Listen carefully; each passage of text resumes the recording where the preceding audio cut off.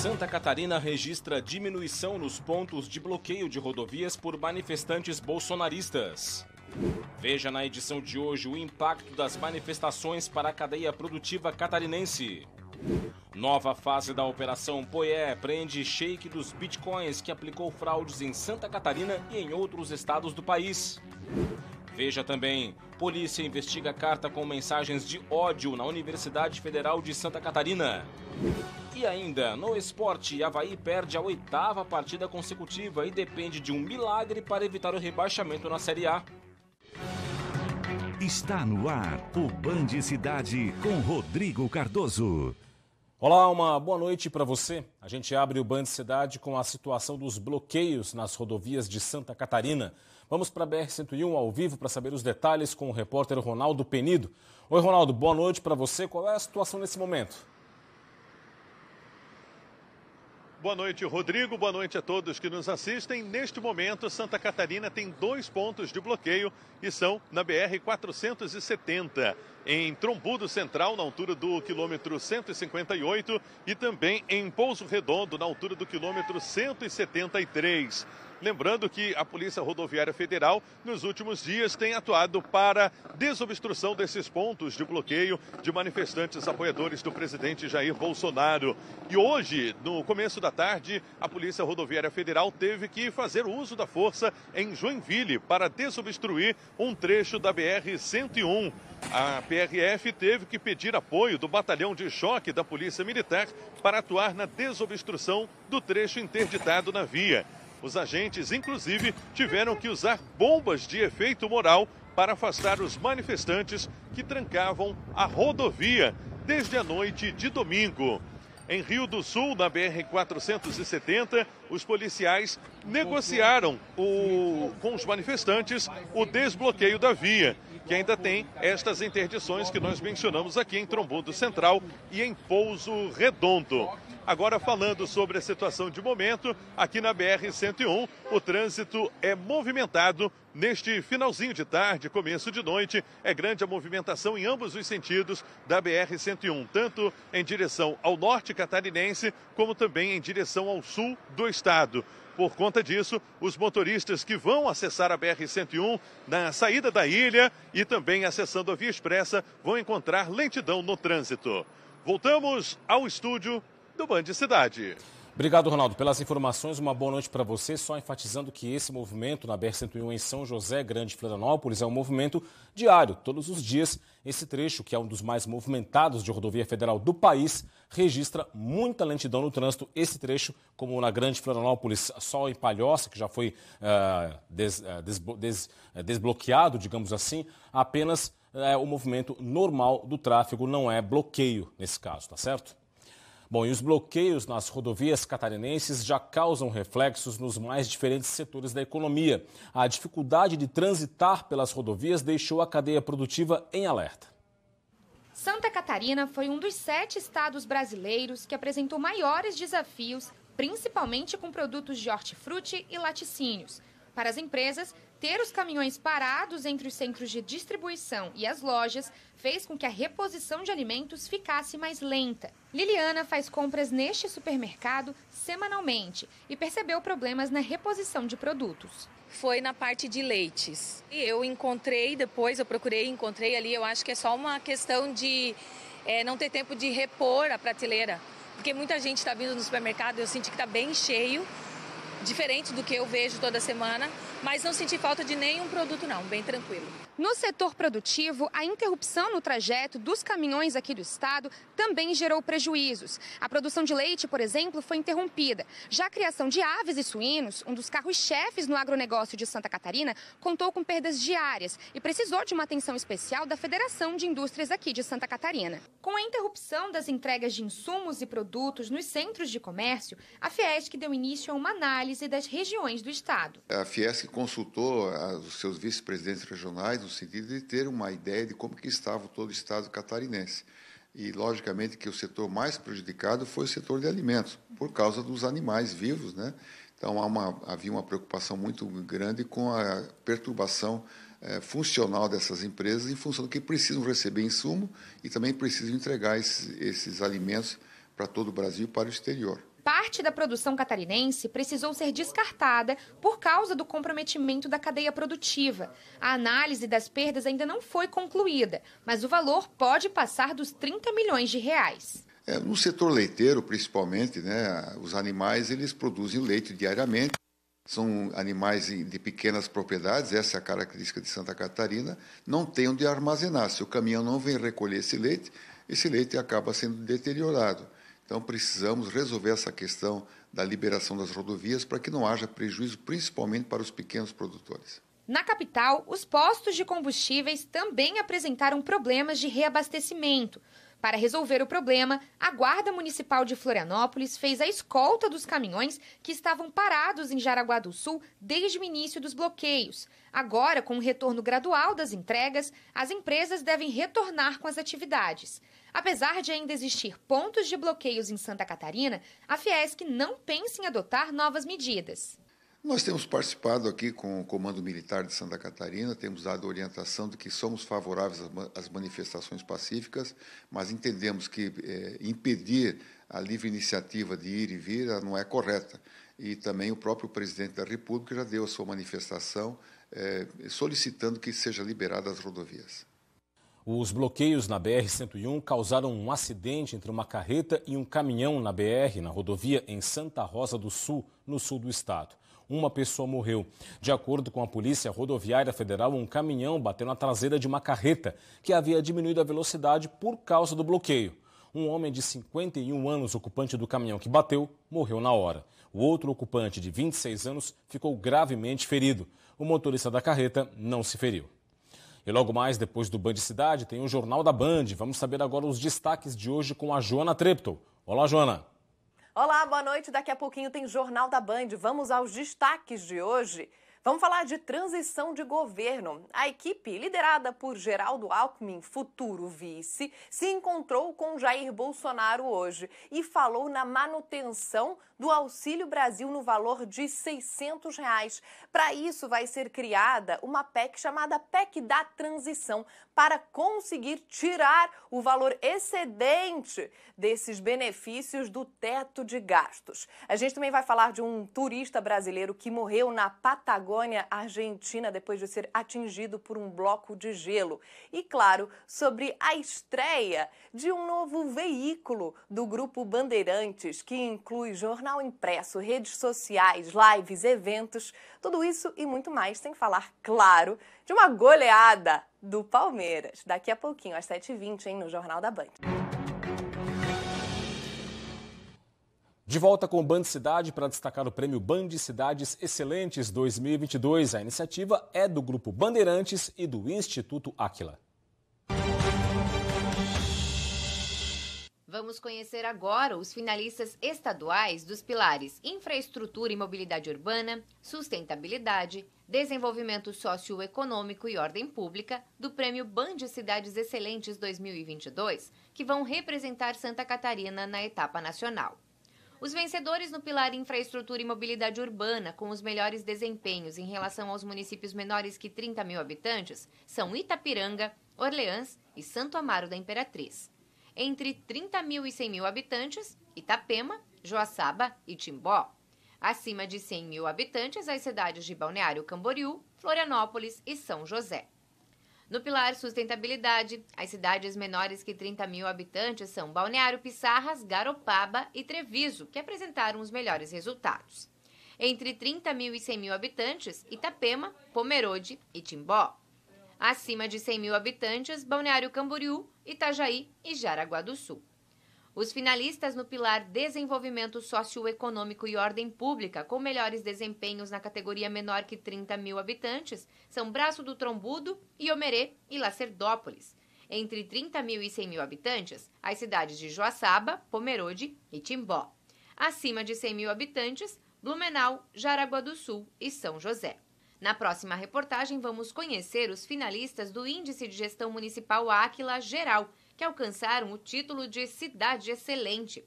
Todos estarão presentes na cerimônia oficial de certificação no dia 9 de novembro, para serem credenciados para o evento nacional, onde representarão o estado de Santa Catarina. A Polícia Federal deflagrou hoje em Curitiba uma nova fase da Operação Poié. O alvo é o chamado Shake dos Bitcoins, que aplicou uma série de golpes em Santa Catarina e em outros estados do país.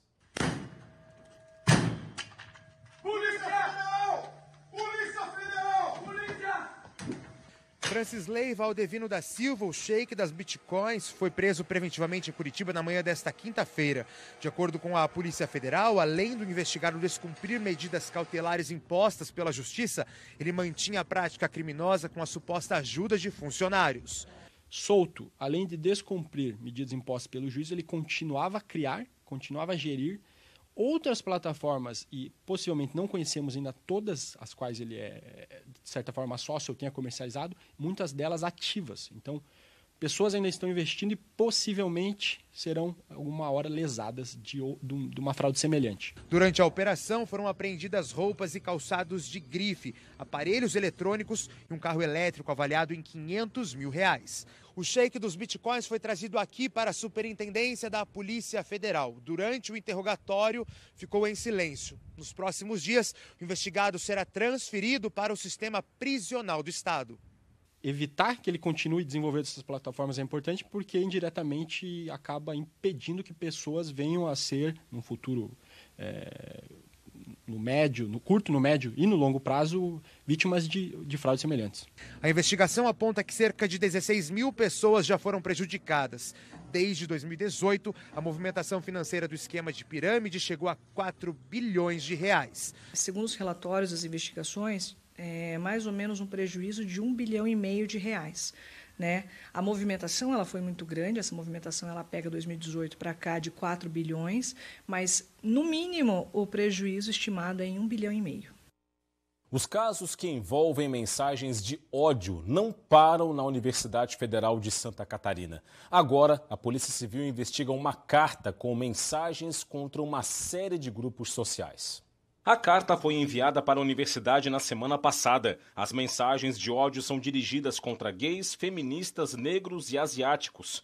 O texto fala em destruição de gays, negros, mulheres feministas, gordas e amarelos.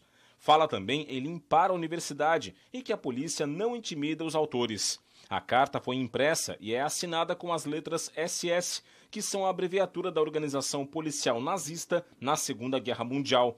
O caso está sendo investigado pela Delegacia de Repressão ao Racismo e a Delitos de Intolerância da DEIC. A UFSC informou que colabora com as investigações e que todos os episódios recentes de ódio são apócrifos.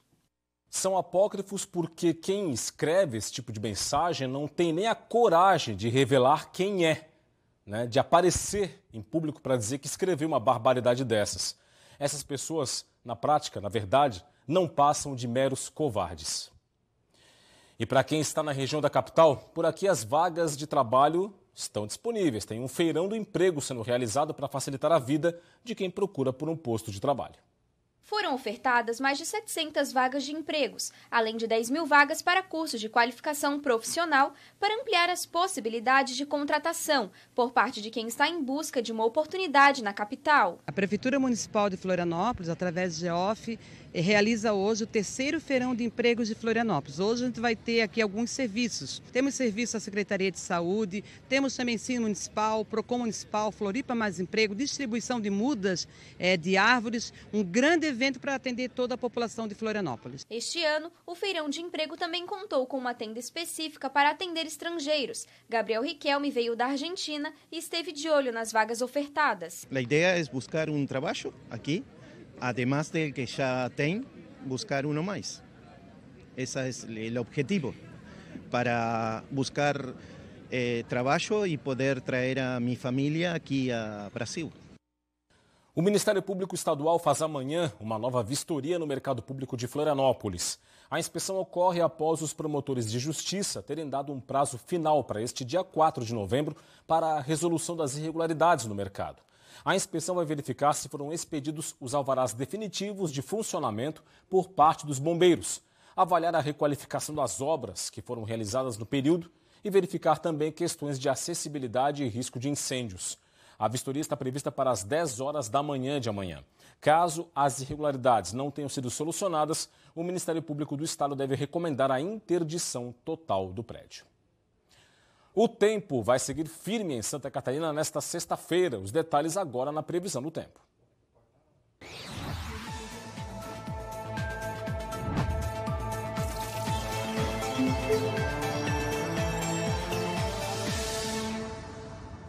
A sexta-feira vai ser de sol entre nuvens em Santa Catarina. Persiste a chance de chuva fraca e isolada na madrugada, início da manhã e à noite, causada pela circulação marítima. As temperaturas vão estar baixas no início da manhã, com chance de geada nas áreas mais altas do Planalto Sul.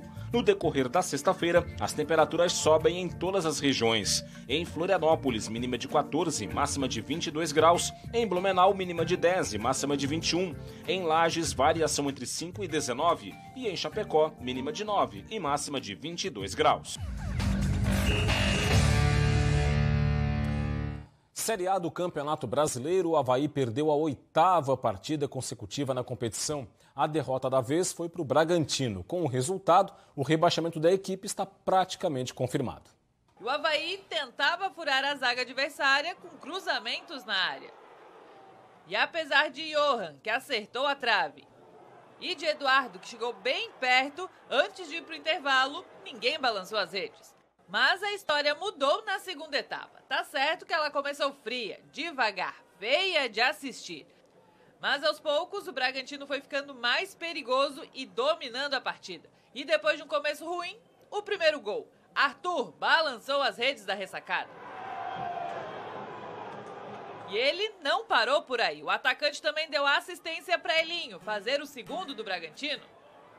Esse gol, aliás, foi a gota d'água para o torcedor havaiano, que protestou diante da campanha que vem fazendo o time azurra. Dentro de campo, o Avaí até descontou. Kevin, em cobrança de pênalti, diminuiu a desvantagem. Mas não foi suficiente para o Leão da Ilha voltar a vencer na Série A. O Avaí chegou a 8 derrotas seguidas, 8 jogos sem marcar pontos. Continua estacionado na vice-lanterna com 28 pontos. Matematicamente, o Leão ainda não está rebaixado. Mas a missão, que já era difícil, ficou ainda mais, faltando agora 3 jogos para acabar o Brasileirão. E a torcida já vê a Série B em 2023 como uma realidade. Sabemos que é uma situação muito delicada, né? Impossível não é, enfim, mas a gente sabe que é complicado, mas a gente tem que batalhar até o final. Na Série B, hoje o Brusque faz a despedida da competição. Já rebaixado para a Série C em 2023, o time enfrenta o Grêmio, vice-líder, daqui a pouco às 8 horas da noite na Arena Grêmio, em Porto Alegre. Os gols você confere amanhã no Jogo Aberto SC. E agora é oficial. O Figueirense decidiu que Júnior Rocha não vai seguir no comando da equipe para 2023. O técnico deixa o clube após o fracasso na Série C do Brasileiro. O treinador comandou o Figueirense em 55 partidas. Foram 21 vitórias, 19 empates e 15 derrotas. O aproveitamento foi de 49,6%. Júnior Rocha conquistou o título da Recopa Catarinense contra o Avaí no estádio da Ressacada. No campeonato estadual, foi eliminado com o Figueirense nas semifinais. Na Copa do Brasil, a eliminação do time veio na segunda fase. Na Série C, o time não conseguiu o acesso para a segunda divisão. E na Copa Santa Catarina, o Figueirense foi eliminado nas semifinais. Segundo a diretoria do clube, a decisão foi em comum acordo. O clube busca agora um novo técnico para a temporada de 2023. Um produtor rural de Presidente Getúlio, no Alto Vale, decidiu cultivar pêssegos para incrementar a renda. Mais do que isso, ele resolveu abrir a propriedade para o chamado colhe e pague. Olha só.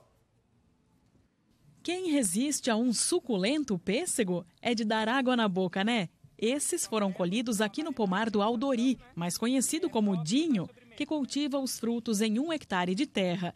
São 400 pés, 200 já produzindo e a outra metade em crescimento. Ele tem diversas variedades, tanto para consumo in natura quanto para sobremesa. A gente trabalha aqui em torno de 10 a 12 variedades diferentes, geralmente intercalando em um pêssego branco e um pêssego amarelo, um mais para sobremesa e o outro para comer mais in natura, né?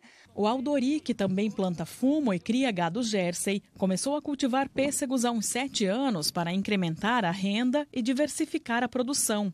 A propriedade fica na Serra Vencida, em Presidente Getúlio, na área de limite com Laurentino e Rio do Sul.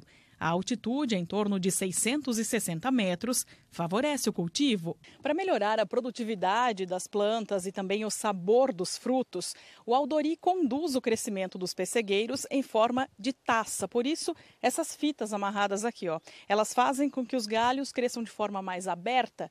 E com isso, os frutos recebem mais luminosidade e ficam mais doces. Essa parte de formação que a gente trabalha na questão de taça vem mais da forma do produto que a gente vende, né? Como é um produto mais in natura, um produto pessoal, né? Então a gente trabalha mais com sabor e insolação, né? Boa parte dos pêssegos do Aldori vai para a merenda escolar de Presidente Getúlio e Laurentino. Ele também faz venda direta ao consumidor e abre a propriedade para o colha e pague. Dá para vir até aqui e escolher os frutos para levar para casa. Depois do Outubro Rosa, agora é a vez do Novembro Azul. O foco passa a ser a saúde do homem, com atenção especial para o câncer de próstata. Você confere agora na reportagem de Ronaldo Penido. O câncer de próstata é o segundo mais letal entre homens em Santa Catarina, atrás apenas do de pele. Por isso, a Federação das Câmaras de Dirigentes Lojistas lançou uma campanha para discutir ações de conscientização sobre a doença. Mais de 200 CDLs e 43 mil associados no estado vão participar da ação. É uma preocupação grande. A gente sabe que a classe dos homens aí são um pouco relaxados com isso, né? Então, é uma forma da gente incentivar a classe aí dos homens realmente para se cuidar desse câncer, que é o segundo motivo que mais mata hoje, né? No estado de Santa Catarina e no Brasil. Em Santa Catarina, nós tivemos, em 2020, 1.720 casos diagnosticados. A campanha Novembro Azul nos remete à prevenção ao câncer de próstata, doença que registrou em Santa Catarina 1.720 casos em 2020, com uma média de 132 a cada 100 mil habitantes. Mas agora o Novembro Azul visa trabalhar a conscientização sobre outras doenças que acometem a saúde do homem. Além da prevenção, outro foco das autoridades de saúde é trabalhar na busca por uma abordagem mais abrangente sobre a saúde masculina. A Secretaria Estadual de Saúde trata o Novembro Azul como um mês de cuidados gerais com a saúde do homem. A gente tem tentado fomentar e sensibilizar nessa população é justamente recorrer ao aconselhamento profissional para que ele receba medidas preventivas que sejam individualizadas, né? Um cuidado personalizado para aquela pessoa. O diagnóstico precoce é importante para o tratamento. No entanto, a medicina moderna prefere adotar os exames PSA de sangue. O tradicional exame do toque tem sido adotado apenas em casos específicos. Ao longo de décadas, a gente percebeu que aquela política de rastreio de todo mundo que faz 40 anos, né, ser submetido a um toque retal ou à dosagem do PSA, ao longo desse tempo, né, a gente teve uma redução um pouco significativa do número de mortes por câncer de próstata quando a gente compara com outras políticas de rastreio já bem consolidadas, como é o câncer de mama, câncer de colo de útero. Então, teve uma diminuição da mortalidade muito pouco significativa e grande parte desses homens foram expostos a malefícios dessa estratégia de rastreio, que depois da dosagem do PSA segue com uma biópsia de próstata, que tem riscos de infecção, sangramento, obstrução urinária. Então, são riscos associados a essa política que acaba que quando a gente coloca numa balança de riscos, né, de, enfim, malefícios e benefícios, a gente acaba optando hoje em dia por uma decisão compartilhada. E 17 da noite, imagens ao vivo da BR-101 em São José Grande, Florianópolis, bairro Barreiros, movimento bem mais tranquilo ou bem menos intenso em relação à intervenção ao vivo do começo do jornal com o repórter Ronaldo Penido. Lembrando que a fila que existia no momento não era provocada por bloqueios, tanto que o tráfego já flui mais tranquilamente neste momento. 19 graus é a temperatura em São José, região metropolitana da capital. Vamos agora para Balneário Camboriú, 7h18. Destaque para você para a praia central de Balneário Camboriú, litoral norte do estado. 19 graus é a temperatura também por lá. E aí você vê as imagens deste início de noite no litoral norte de Santa Catarina. E é isso, ficamos por aqui com o Band Cidade. As reportagens de hoje estão no nosso portal tvbv.com.br. Acesse, aponte a câmera do seu smartphone para o QR Code que está na sua tela e fique muito bem informado. Vem aí o Jornal da Band. Mais informações do estado amanhã, meio-dia no Jogo Aberto SC e meio-dia e 20 no Jogo no SC Acontece. Fique ligado, um forte abraço, muito obrigado pela audiência, uma boa noite para você e até amanhã. Tchau, tchau.